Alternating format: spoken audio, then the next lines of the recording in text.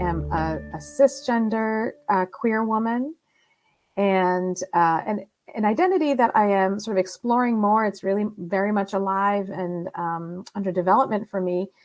Is that I'm a fair-skinned or light-skinned South Asian American woman, and been really exploring how that's impacted my experience throughout my life and possibly even my ancestors' lives. Really excited to be here with all of you, and I will hand it over to my colleague Namira to introduce herself. Thanks, Monica. Peace, everyone. My name is Namira Islamanani. Also director here at ProInspire, she, her, hers pronouns. And I'm based here in Detroit on Anishinaabe lands, coming in with some of my identities as a lawyer and a graphic designer, so kind of the career identities, as well as ethnic and racial identities, right? So I am a Bengali Muslim woman, have been mistaken to be East African at times. So just thinking, as Monica mentioned, about like colorism and things like that, being more melanated, right? As a visibly Muslim woman who wears a headscarf, those identities as well.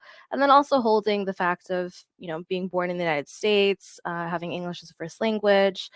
Some identities that maybe aren't as visible as well as around disability. So I'm somebody who has been living with chronic pain for over a decade, and I'm also a COVID long hauler. So encouraging, if you're seeing us kind of like stretching or taking a breath and all of that, just wanting that to be a reminder for everyone as well, especially as we're talking about conflict today. So I'll stop it there in terms of sharing for some of the identities that we're bringing in, and actually give you all a chance to come into the space a little bit differently as well. So today's session is on repairing bonds through conflict, right? And really thinking about the race equity impact for that.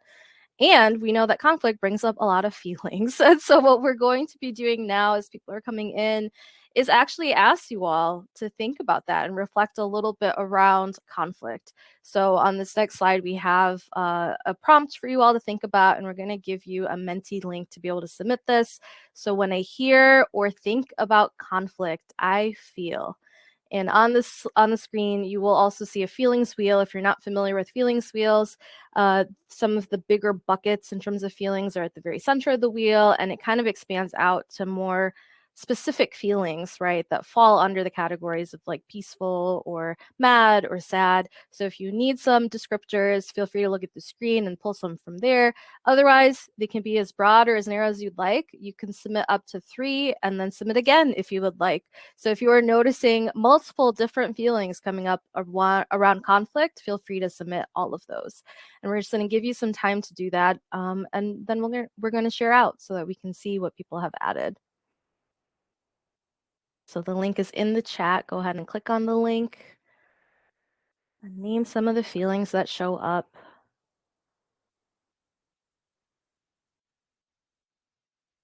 And if you're struggling for any reason to access the Menti, you can put your answers in the chat for us, and we can add it to the Menti for you if you would like. But we want to just get a sense of baseline, right, of where people are at as they're even entering this conversation. So when I hear or think about conflict, I feel. Go ahead and click over to that. Seeing a few words show up on our side. We'll share the screen shortly.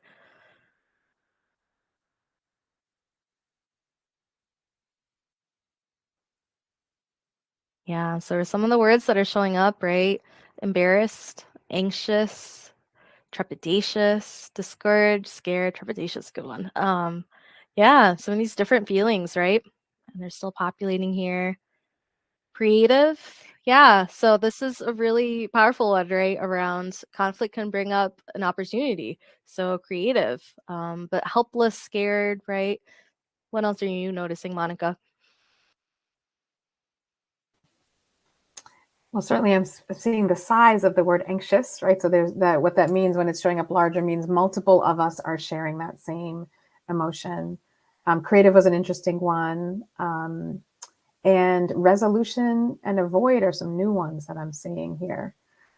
So interested in those. And keep them coming. Regretful, yeah, absolutely.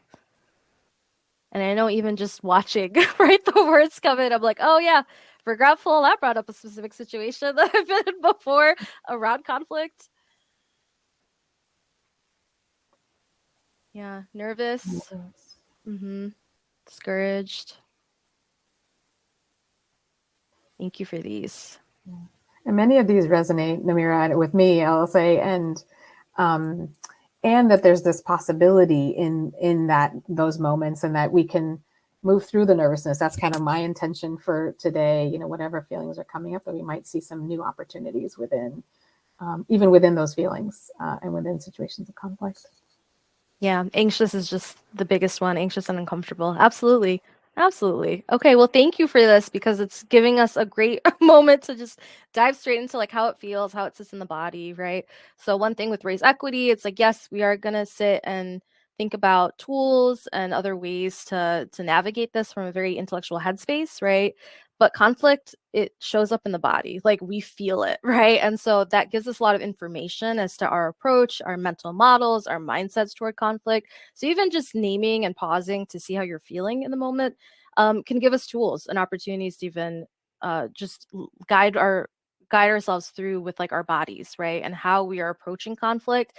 It's already creating a baseline for how we're entering into a space. So thank you for submitting that. And I'm seeing in the chat as well with like many of these resonate and they can shift based on the situation, right? And so I'm really curious as we're going to dive into this, like what topics maybe haven't resonated as conflict in your head, right? When you saw the word conflict, like, ooh, okay, that looks a certain way, that feels a certain way. These are the feelings. So I'm excited to continue to explore this. Monica, I'll hand it back to you. Sure. And, thank you again. And I'm kind of, again, holding some of the emotions that were coming up. Let's just all take a few collective breaths together, right? So we know that those feelings are there and we acknowledge them. We actually welcome them. And then we also want to find opportunities to release them. Okay. So I guess you all are not on camera, but, get comfortable. No one can see you. And just get comfortable in your seat and feel the chair that's supporting you, or the floor that is supporting you. Sense it underneath you. Just take a couple of breaths. You don't have to change anything about the way you're breathing. Just notice that you are breathing.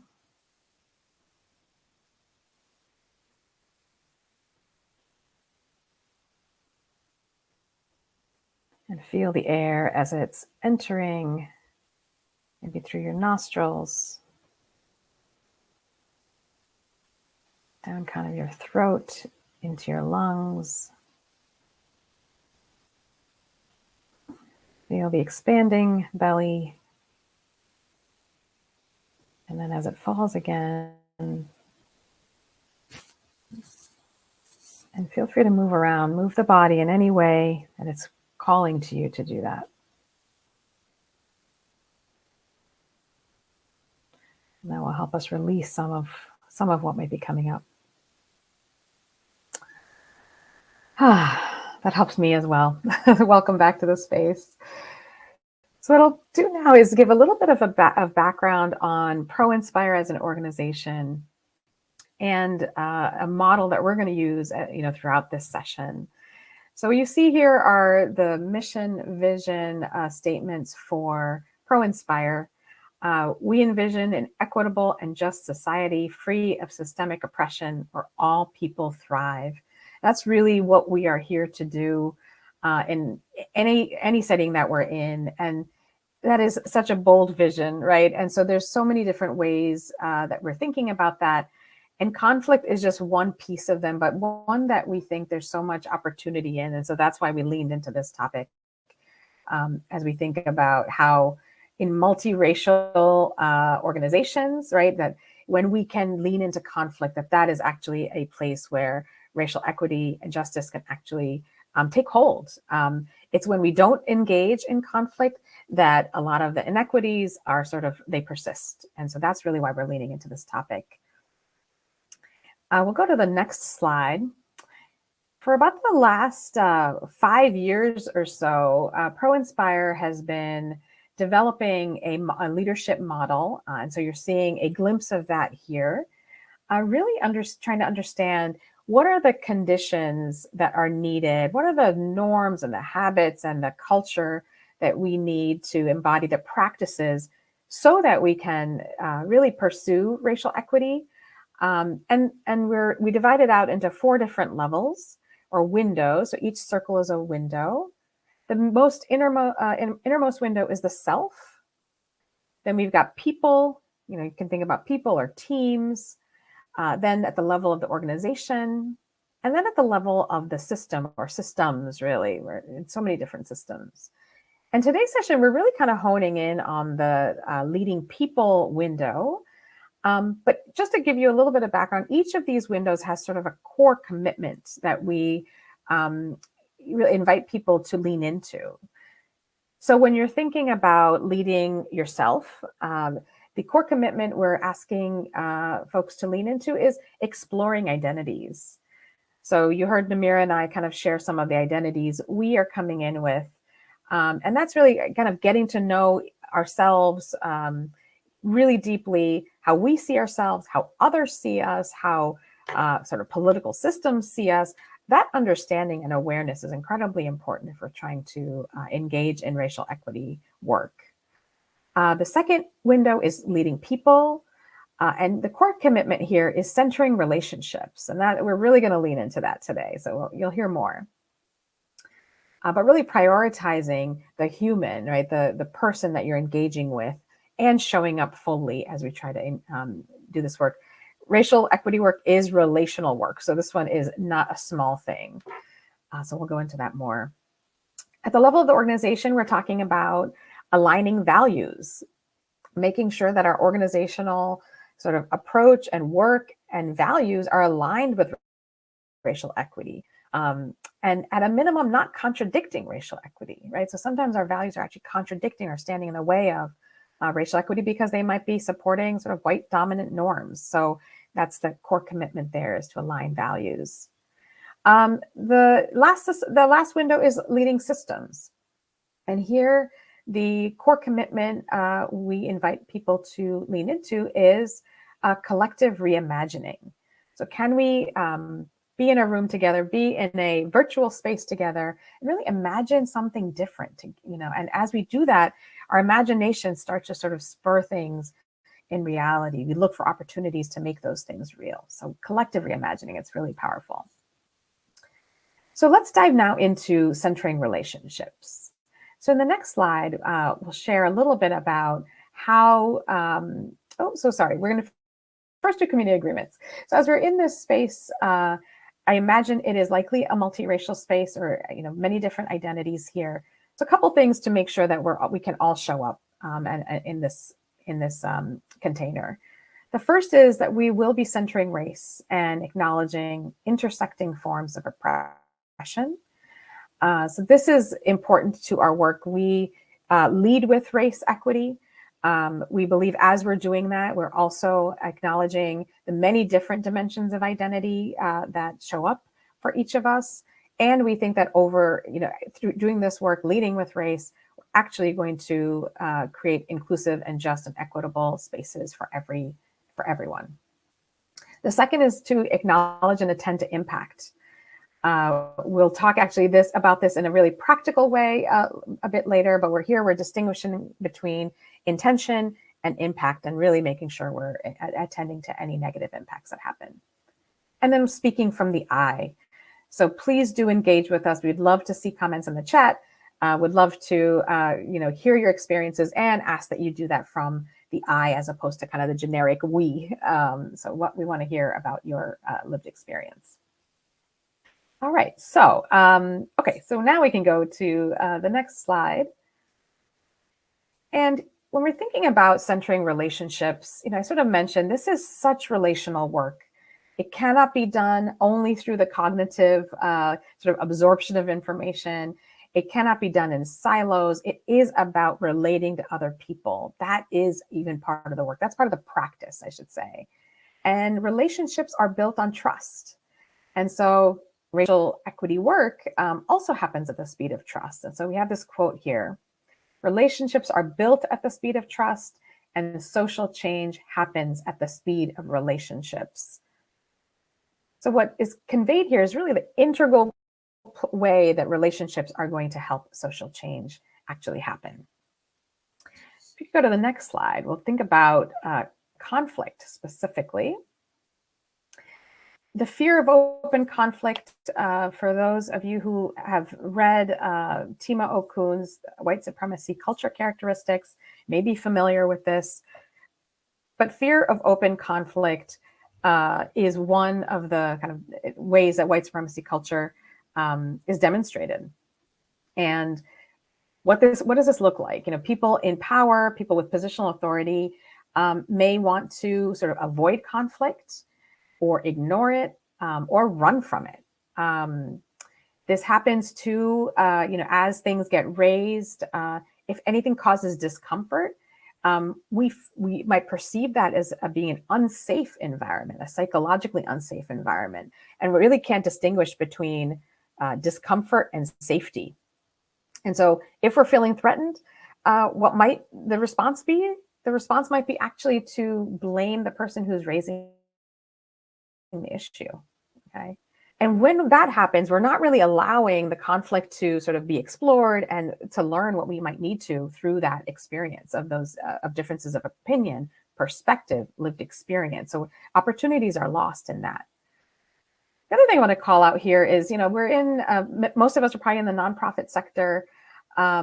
There can be a widespread culture of being polite, of being nice, of, we just want to be kind to everyone. And in doing that, we might actually be suppressing different perspectives. And so this is actually counter to exploring conflict and the opportunities that it might help us explore. This also leans into kind of objectivity, right? So it's like, if there's one way of being that, or sort of the rational way of being, and then any emotion or passion is seen as irrational, we're sort of saying that there's no value in that. And actually what we'll say is that there's actually so much to be gained when we can try to lean in and try to understand where people are coming from. So that's a little bit of the background here. I'm going to pass it over to you, Namira, to introduce our next section here. Yeah, thanks, Monica. So we are gonna engage in some role play actually with you all. So here's what we're gonna do. On this next slide, we're gonna present a scenario twice. So Monica and I, in a minute, we're gonna have the screen sharing stopped, and we're actually gonna role play out fear of open conflict and conflict at its worst, and what it can look like, what it can feel like. And so I'm gonna set the scene for us. As we're doing this, right, just notice for yourself. You are welcome to put it in the chat, like, how are you feeling? What are you noticing, right? What are the things that are coming up for you as we're going through this scenario?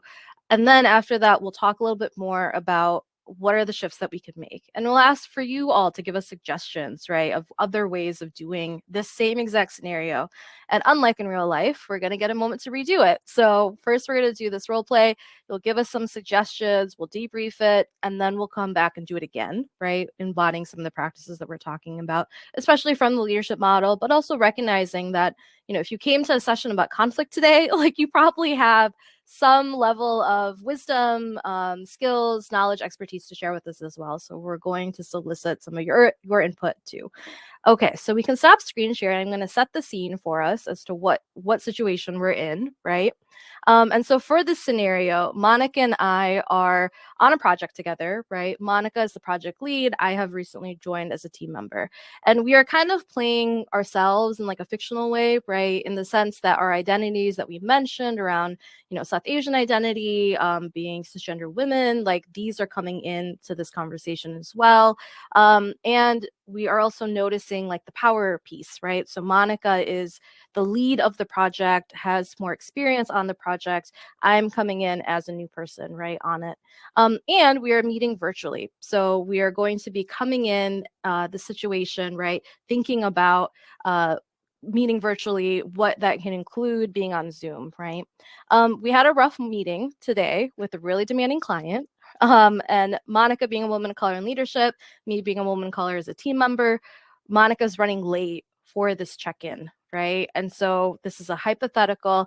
One thing to just know is that if either of us were white, if either of us had any other kind of was a man, right, there'd be different identities and different kind of things to think about.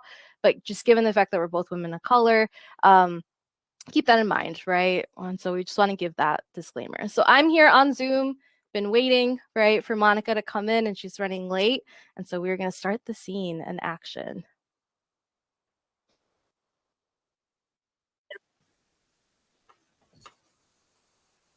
Oh my God. Oh, wow. Gosh, that meeting ran forever. I'm so sorry.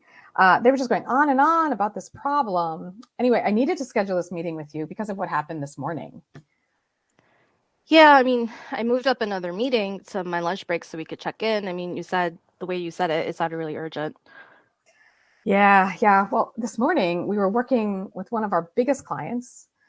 Namira, you pushed back on them with one of the deliverables, and it was so unprofessional. I just couldn't believe you did that. It looked really bad on us. Like we're incompetent, like they don't think we're organized on our end. And, for people like us, we don't get a second chance or the benefit of the doubt. I mean, it really sucked in that meeting that you didn't have my back. You know what I said was right. I don't understand why we're catering so much to what they want. Like, we have a job to do. We came into that meeting with a job to do. And quite frankly, you should know what strong leadership looks like. Well, me calling this meeting is strong leadership. As the lead of the project, what I say needs to happen. So next time I'm thinking just follow my lead. Otherwise, I don't know if you should actually be leading these calls with the client. If this is too much for you, Namira, too, just let me know. Fine. I mean, let's just get through our agenda for the check-in. I guess just tell me what you need me to do. I'll plan to work late tonight for this client's needs. And see. Okay. So in the chat, how did that feel? What did you notice? What is that bringing up for you? Just watching us run through the scenario. How are you feeling? What did you notice us do or not do? What were some of the things that you picked up on? We're going to wait for the chat. Seen. I feel seen. Yes. I'm sorry if this was like triggering, if it was familiar, like, oof, that says a lot, right? Dear mentioned wow. Is that a bad curious, wow or a good Andrea, wow? Yeah. all right. And Andrea, where did you feel seen? Like, was it a particular character? Was it a moment or an emotion? I think y'all can come off mute too if you want, or you could certainly put things in the chat. Yes, I feel stressed. I noticed Amira saying several times that she would cross personal time and boundaries to accommodate work. So I moved the meeting up to lunch to be able to make time for it. I worked late. Yeah, absolutely. Absolutely.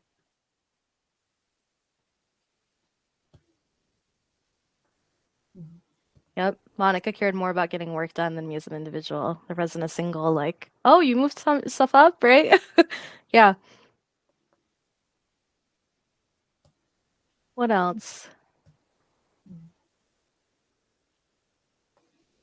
Oh, yeah. More transactional, less personal, steamrolling, lack of listening, lack of creative problem solving, a limiting exchange. Absolutely. Andrea, the moment when Namira was concerned about Monica not having her back, even though the client was probably out of bounds. Absolutely.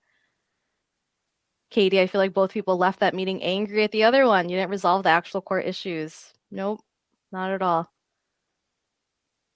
Not at all. Yeah, and I'll just say, like, meta-wise, right? Like, the fact that Monica and I work together and we never interact like this, like, it just feels so strange. Like, it feels so strange as to how we're even talking to each other. But the fact of this being so common in many other situations, right? Yeah, and Andrea angry and a bit betrayed. There was so much there that was popping off about, like, our feelings in the moment. Kind of Monica referencing the fact that, strong leadership and this is what it looks like. And, we don't get second chances, like even that framing, right? So the kind of stuff that's underneath the surface, it's like fear of open conflict is showing up that way. We're not naming the thing, right? Kind of just throwing it at somebody else. Okay. So yeah, it's bringing up some stuff. Monica, what else were you noticing, even just running through it?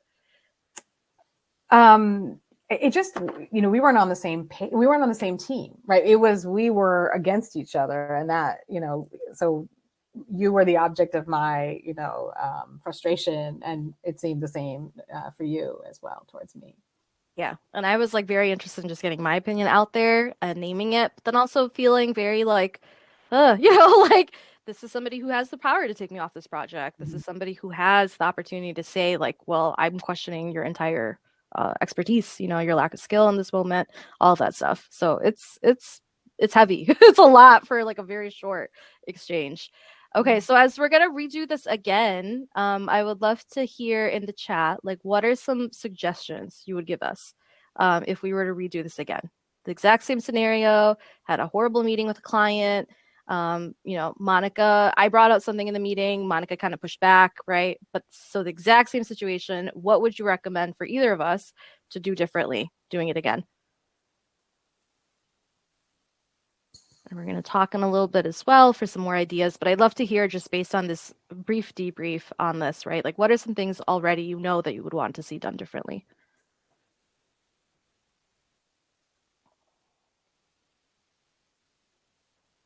And give people some time to type.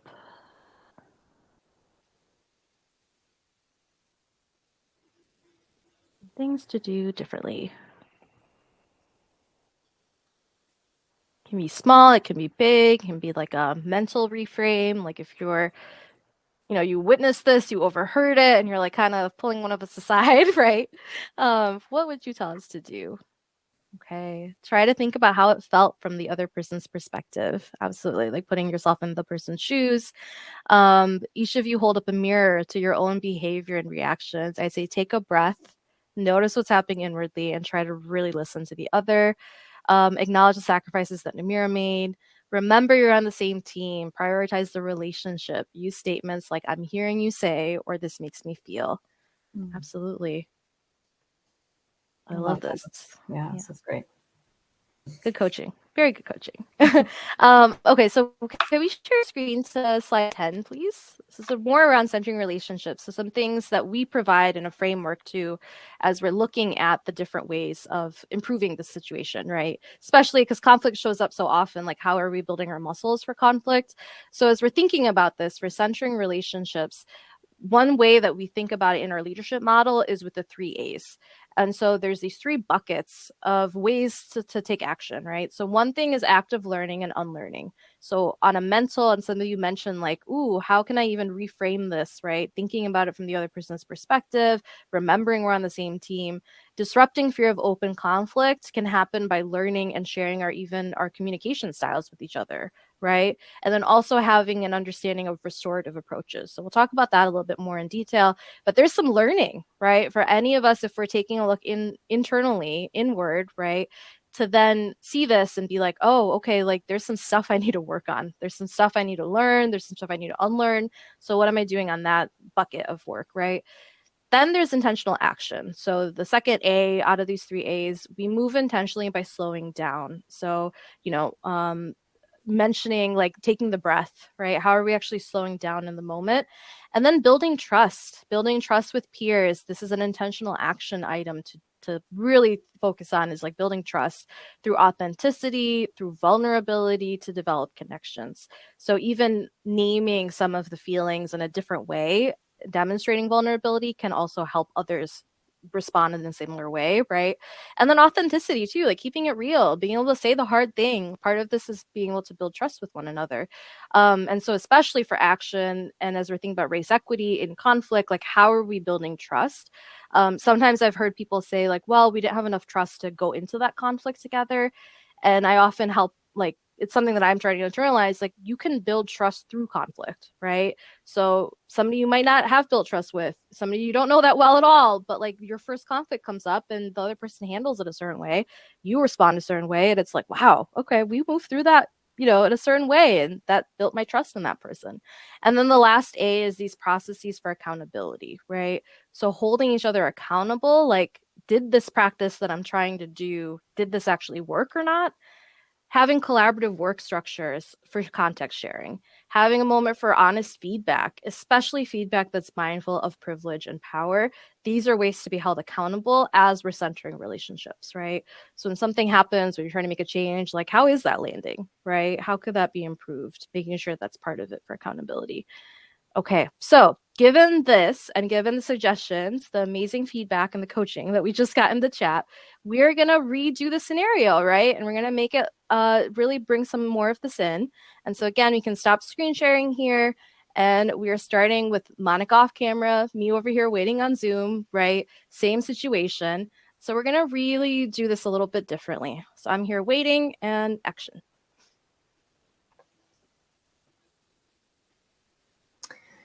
Hey, Namira. I apologize for being late. My previous meeting ran over, and I really appreciate you making time for this today. Oh, thanks for saying that because honestly, like I moved up my meeting to my lunch break so we could check in. It just sounded really urgent, so I wanted to make sure to make time for you. Yeah, thank you for that. Yeah, I apologize for kind of demonstrating the sense of urgency. I'm fine to reschedule if that's better for you. I mean, thanks for the option, but I honestly, I really did want to touch bases with you anyway. I have some feedback I'd like to share if you're open to hearing it. The client meeting was just kind of tough on my side, so it'd be good to talk about it. Okay, awesome. Yeah, I'd love to connect on that. I know I'm kind of coming in a little bit frazzled, and you have feedback to share, and sometimes that can be a little rough. I'm wondering if we can sort of just take a collective breath together. Would that be okay? That'd be really helpful. Thanks. Yeah. Thank you. All right, let's just.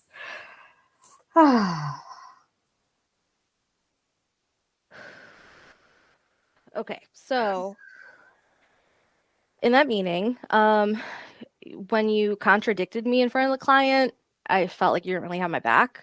I'm really finding myself just wondering, like, we're catering so much to what they want when we have a job to do, we have an approach that we take, it's there for a reason.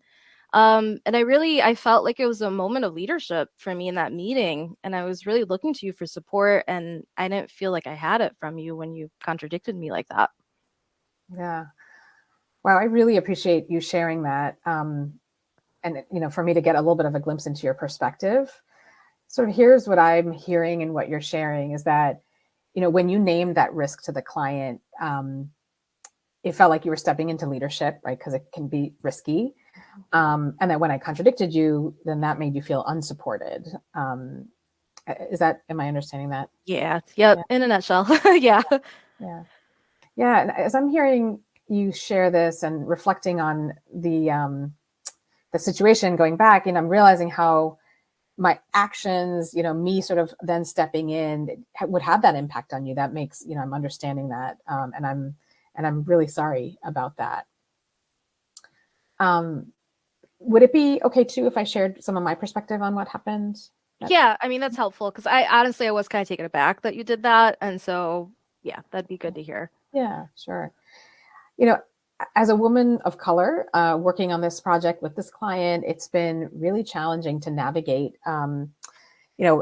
how they receive me, honestly. And I was sort of on edge already because of that.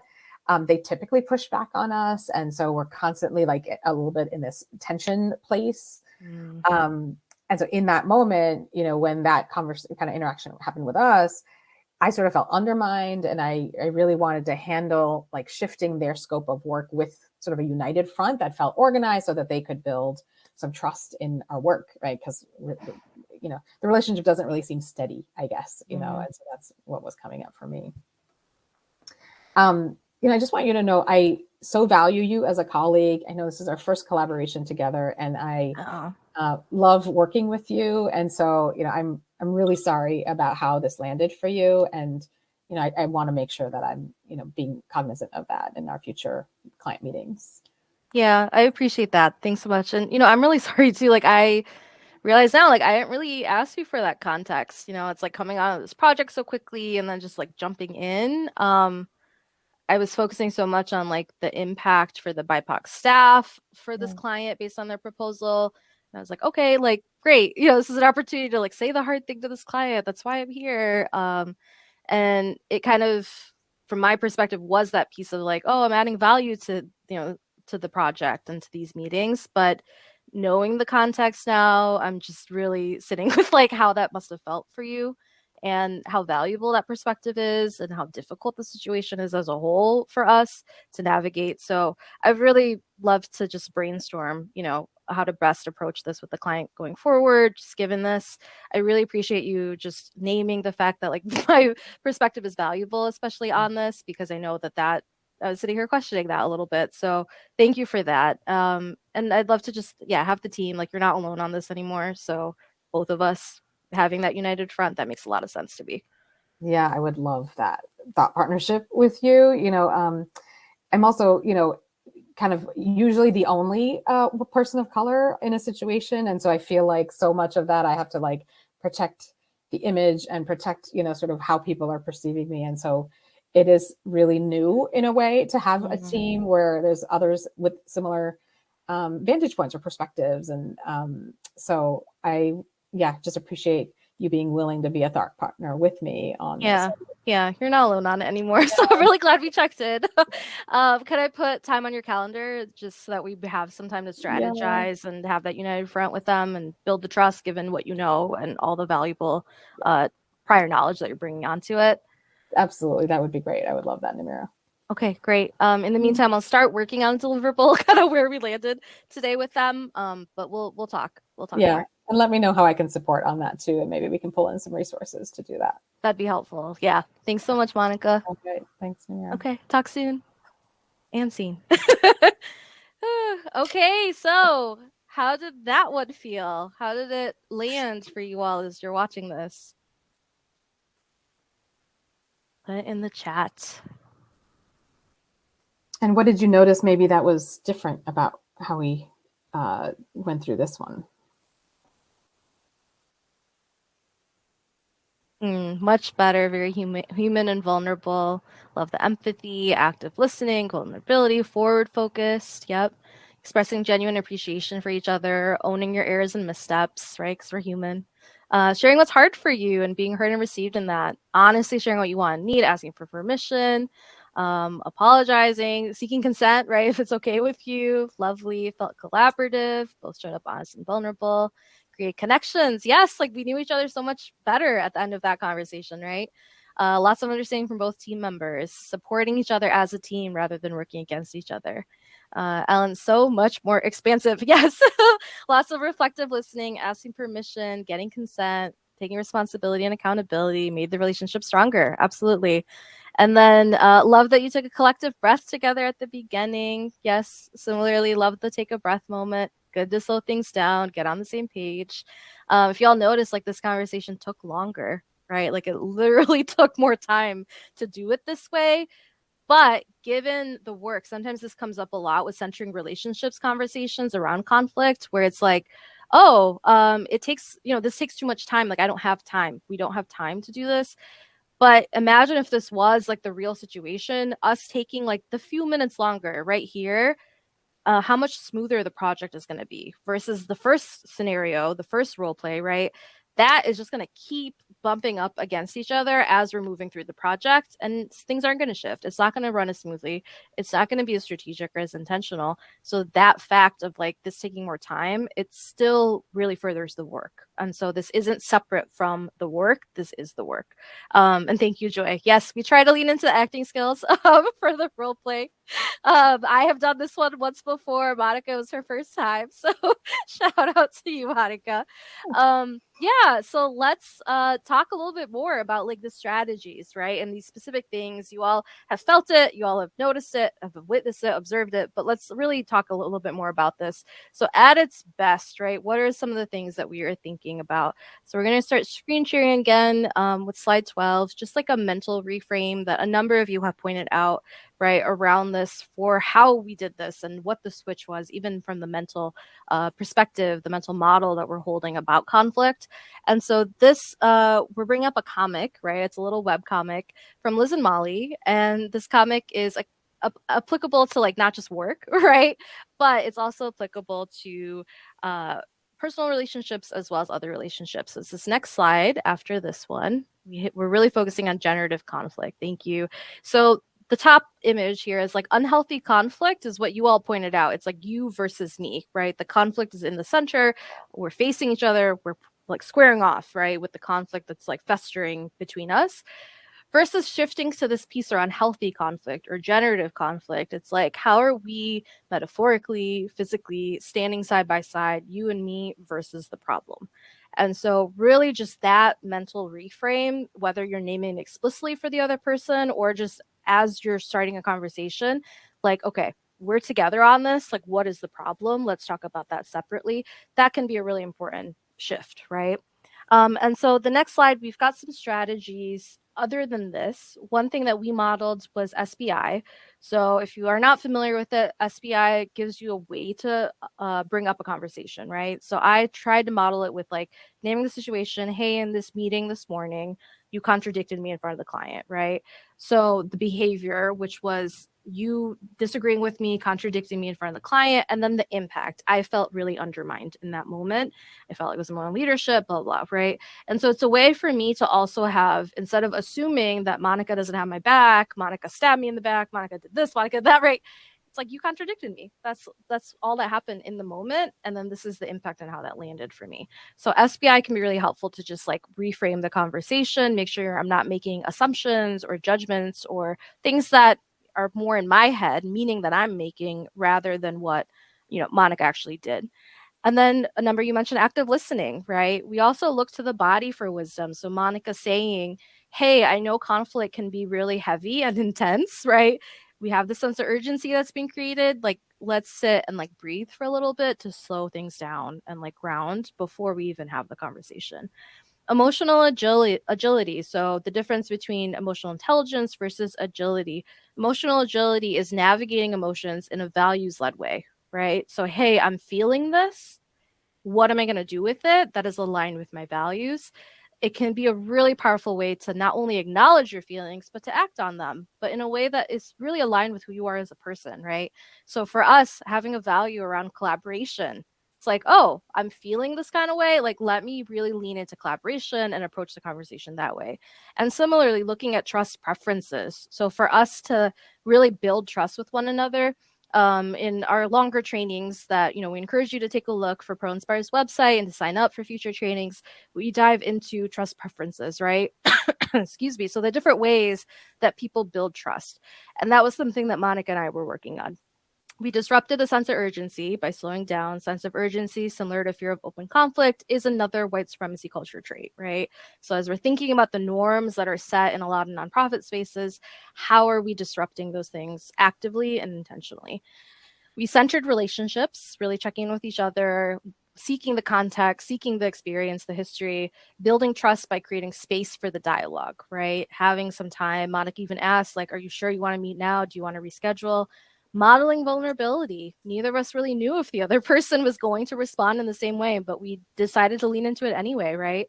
And accepting feedback with compassion, curiosity, and grace. So, okay, that's interesting. Like, I didn't realize that, right? Let me think more about it. Let me approach it. And lastly, this piece around restorative practices. So, really responding to impact and attending to harm. So, for Monica to say, like, yes, she offered me her perspective, but she explicitly named, like, this had this impact on you. I'm sorry. How are we going to work on it? Right. So, really attending to the harm, not using good intent to completely serve as a reason why something happened and never mentioning the impact that it had. And this one shows up a lot with race equity context, right? Because people will be like, well, I'm a good person. I didn't mean to do this, right? Or I'm not, I don't have a racist bone in my body. I didn't mean to make this microaggression. I didn't mean to do this thing that was anti-Black. And the focus shifts to like somebody's intentions, whether they're a good person or not, rather than really attending to the harm and having real accountability, trying to make sure that that is happening. Okay, so on this next slide, we have a little bit more of a deep dive on the SBI model. You will get the slides. So, if you are unfamiliar with the model, this is one way to take a look at this resource. And this next slide is on restorative practices. So just thinking about the restorative principles, some of the ways to reframe this for ourselves. I'll just read out that quote at the bottom from a study that was done about restorative principles. Restorative processes not only resolve difficult issues in the workplace, but they build social bonds that did not exist before and enhance those that did. People are surprised, relieved, and even joyful about these outcomes. I know leaving that second conversation, I was like, ooh, yes, like I know Monica so much better now. I feel great, right? Like, yes, we're ready to work together. So, really taking these incidents that might otherwise result in shame, blame, and isolation, creating opportunities instead for us. Monica, anything else to add as we're kind of wrapping up? I guess I'm now sort of reflecting on the vulnerability and restorative piece, how closely aligned they are. That the reason we could get to that place is that you shared, right, vulnerably kind of how you were feeling, and you know, and then similarly, I was able to reciprocate, and so like that was like a necessity in that situation. But it's the vulnerability that allowed us to get closer at the end of it. So just kind of that's what I'm reflecting on at this moment. Yeah, because there's oftentimes this happens with conflict. And I know from being in a lot of, grassroots organizing spaces too, like the instinct to analyze and to intellectualize any conflict and it can oftentimes be a way, it's important, but it can oftentimes be a way to kind of move away from the feelings and to move away from vulnerability. And so if I had come into that meeting with Monica, you are so problematic, you did this, this, and this, right? Like it doesn't mean that she shouldn't be apologizing for the impact. Like positional power included, Monica should still be responding to the harm and all of that. But the vulnerability piece, when we're bringing emotional agility into the workplace instead of being like emotions, leave them at the door, it transforms the conversations in different ways. And especially with restorative principles, if I'm not seeking punitive measures against Monica and I'm really looking for Monica to tend to the harm, and for me to even attend to the harm, even though I have less positional authority, but I also had harm, that I did in that situation, it's creating an opportunity, right? It's moving away from shame and blame and isolation to really think about impact, and to name that and take steps toward making things right. So it's a big shift, right? As we're talking about abolition, as we're talking about, all these different ways that punitive measures are in all of our systems, restorative principles, it can feel very, jarring, to even approach things in this way. But we also have seen entire movements, social movements break down because of the lack of conflict skills, right, to navigate conflict. And so it has these ripple effects out when even with our own folks, right, we are still modeling and navigating conflict by escalating situations, right? And not kind of grounding us back in these principles around vulnerability and trust and navigating things with restoration in mind. Yeah. One more thing that, sometimes, when we talk to nonprofits, right, we are doing a lot of work, often, just overworked, right? There's so much to do. There's so much that we're trying to be held accountable to, deadlines and all of that. And so people say, can I actually invest the time in this? And so, one thing I'll sort of name is, yes, this conversation did take longer. And if you think about a moment, maybe in your experience where you had a conflict, you kind of just went through and just did the transactional thing just to get that meeting done quicker. But the amount of time that you might have had to invest in rethinking what you're going to say, over planning it, right? Sort of the recovery after a meeting, right? You have to then call a colleague and say, oh my God, this person did this. I cannot believe this. How am I going to keep working with them?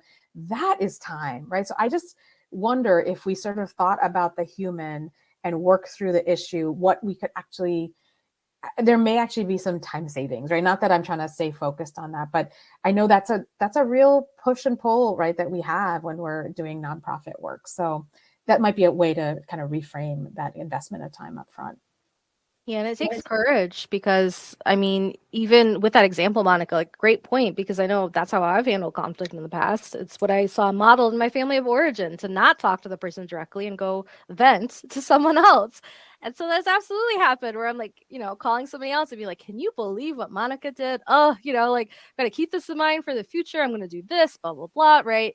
And then I never even have the conversation with Monica because of a fear of open conflict, right? And how much different that looks instead of me really like centering down in the breath with Monica being like, no, actually, we are going to have the conversation today, rather than me going off and talking to somebody else about it and then coming back all like passive aggressive, right? And just less trustful of Monica. And so that happens often, right? And so this takes a lot. We're going to open it up for Q&A, but I know one question that I've seen come in before and that I often wonder about too is like, if one of us wasn't willing to be vulnerable or wasn't willing to be receptive to that style of conversation, like how might this look different? And so this question has come up before, but especially around like if Monica wasn't, say I demonstrate the vulnerability, maybe she's demonstrated active listening, maybe she like heard me, but she didn't share her perspective on it, right? Like how might that have looked different? Or if like Monica was sharing vulnerably and I was just sitting here like, yep, like you contradicted me, blah, blah. Okay, great. Thanks for sharing. Like, so how might that look different? And part of it is around the relationship building piece, but then also about like, if you know that this is a place where the relationship cannot kind of be built differently, that there's no place for centering the relationship in this specific work relationship, how are you taking care of yourself in that moment? How are you navigating these type of situations, given that this is the culture or the context? Sometimes with certain folks, like just naming it might shift things, right? To be more explicit about what is implicit, right? To say even, hey, I would really like to have a conversation where I can share honestly, right? Like what things were like from my perspective. I would really love to hear your perspective. And like we'll continue to work together, right? Sometimes these conversations don't all happen neatly in one conversation, right? So it might take time to get there. So I wouldn't immediately write somebody off because they didn't respond a certain way. But if you kind of can sense that and there's like a repeated history of like, yeah, this person is not receptive to this. They're just not about that life, right? Like they don't want to work this way. That can be an indicator for yourself, right? Like, what do I need then if I'm going to stay in the situation? And two, like, am I going to stay in the situation? Do we need to invest in some kind of other training to change the culture in an organization? Can we do that? If we can't do that, then how can I, move into some other spaces that are more aligned with my own values? Monica, anything else on that? Yeah, and I guess maybe another layer to that is that we take our identities into account, right? So if I hold some dominant identities, and so say Namira, you didn't want to engage in this moment. I have positional authority. Maybe there's some dominant identities I hold in addition. I might just have to show up vulnerably, even if you're not willing to trust me, because it's only through my consistently showing up in that way as sort of a co-conspirator, right? As somebody who really values collaboration, I have to demonstrate that. Communities of color have been, there have been sort of so much harm done, right? There might be times where that trust is just going to take a long time to build. And so understanding sort of the broader context, the workplace trauma that people of color are coming into a situation with, right? There's protections that we build up in those situations. So just sort of also just knowing actually maybe our job is just to live into our values no matter what happens on the other side, right? A little bit of that. Certainly take care of yourself and all the things that Mira mentioned. And no, you may not be able to control the response that you get. Yeah, and that gives rise to like tone policing, right? Because like say I didn't use SBI and I was just like, you did this, right? There's still a choice point there around like Monica leaning into it, right? Because sometimes like it takes time for somebody to feel safe, especially a person of color, especially, a Black person in the workplace, like thinking about how anti-Blackness shows up, how often people are tone policed, right? Like, well, you didn't bring it up in the nicest way, so that's why I can't apologize. That's why I can't change the behavior because you're yelling or you're aggravated or whatever. So those things are also ways that fear of open conflict shows up is through the tone policing, through the, oh, well, you should have come more politely.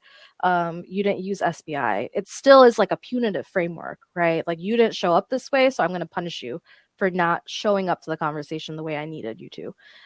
So there's just so many layers to that, but especially bringing in all that context, right, for these conversations. And again, what Monica said, like leaning into the values regardless of the outcome. Yeah. Remember, there's a question in the Q&A, so I'll read it out loud for all of us. Do you have any suggestions for how nonprofit boards of directors might address conflict in the boardroom? That's a great question. I have some thoughts. Do you want me to go first? Yeah, go for it. I can add. Yeah. Okay. Yeah, I was just in a board meeting a couple days ago. So one way is the like us versus the problem piece. To actually surface that, open some space up for that conversation. So ways I've seen that done before is through like naming fears. And of course, this is like, is there trust there? Is there vulnerability? But, you know, even at ProInspire, we did that for a staff retreat. Like, what are the fears around like making a certain decision? What are the fears around like changing the way we approach client meetings? So that scenario that we just played, right? Like, what is the fear? And so that can really give rise to like some of the stuff that is coming up underlying the conflict, because then somebody might say like, you know, in that situation, Monica might be like, well, I was afraid that the client is just going to bail, and they're going to be like, we're, you know, breaking our contract with you, and then that's a lot of income, and how is that going to, you know, so it helps surface that. So one way is naming fears. Another way I've seen it done is through polarities. So surfacing polarities, like what things, what values are we trying to lean into that are kind of butting heads, right? So polarities between clarity and kindness, right? It's like, what are we kind of leaning into for these values in this moment? And these are both good things. Like clarity is great, kindness is great. However, we actually navigating the tension between the two at times.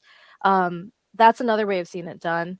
There's always room to, because centering relationships often has like a one-to-one component.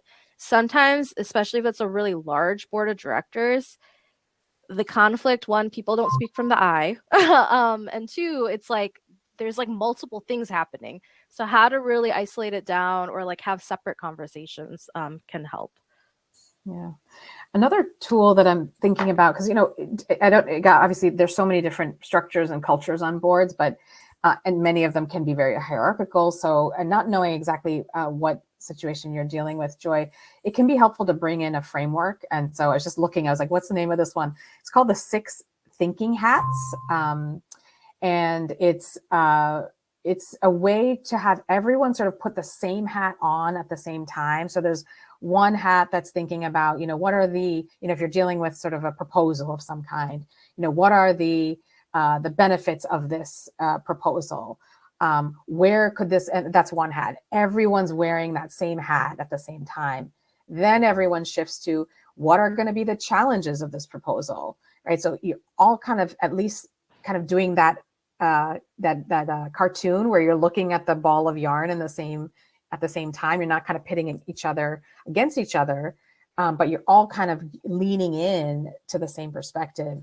Then it's saying, you know, what's some, you know, creative kind of imagining that we could do together. So there's 6 different hats. You can look up that framework, but some structure might help so that you can navigate it. Because, you know, again, if you don't have those relationships set, it can be really challenging just to do the ad hoc kind of situation that Namira and I were engaged.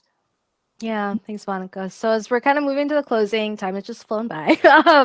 A couple slides. One is like, we do want to leave you with like, what commitment do you want to make, right? Some strategies you want to use in your own kind of day-to-day, especially on centering relationships. So we want to ask that for you to take that away as something to think about.